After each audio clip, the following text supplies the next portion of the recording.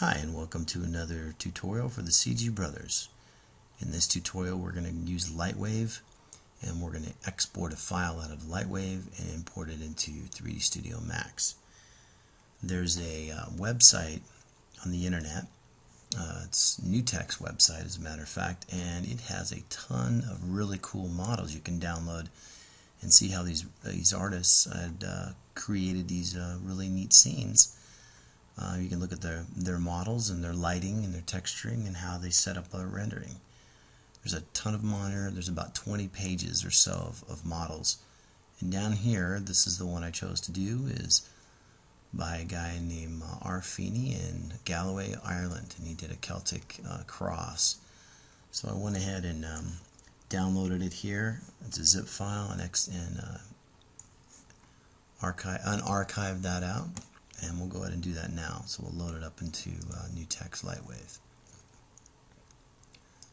So let's go ahead and load the scene.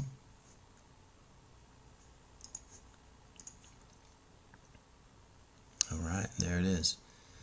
You can also look at it with their Lightwave's viewport preview renderer, which is a real-time renderer that shows kind of what you'd see in software when you render it out with textures and lighting. Go back to the normal shaded, and let's go ahead and export that file. And we're going to use the FBX format, which is Filmbox, i.e. Motion Builder now, and we'll use the default 2011. We'll overwrite the one I did previously just to make sure it works. Say OK, and then we'll go ahead and go into 3D Studio Max. Let's import that file.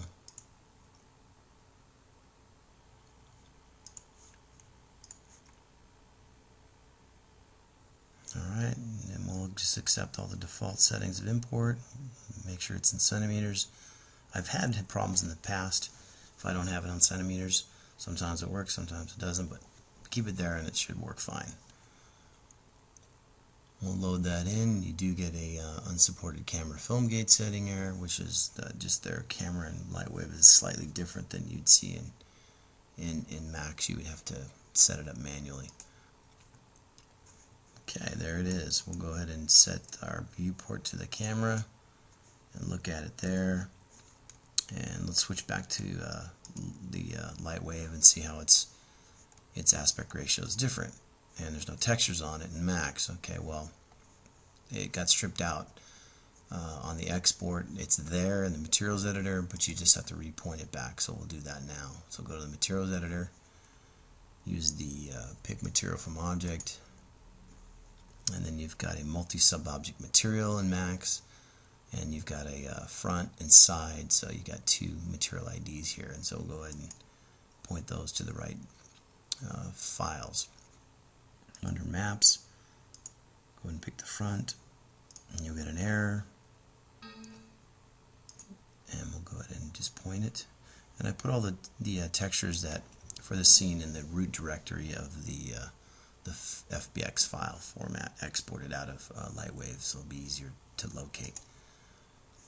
Alright, so it loads those in there. You can do every single map for the specular bump and reflection and get it in there, and then go back up here and do the side as well. And then you'll have all the textures the way they had them in Lightwave, minus its rendering settings and things like that, which you can do. Alright, so let's go ahead and just load that up.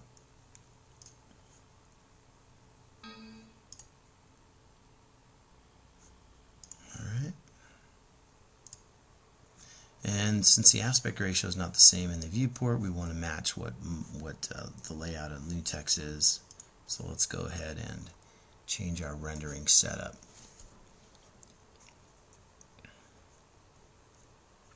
We'll change it from the width from 640 to 480 to the height of 840.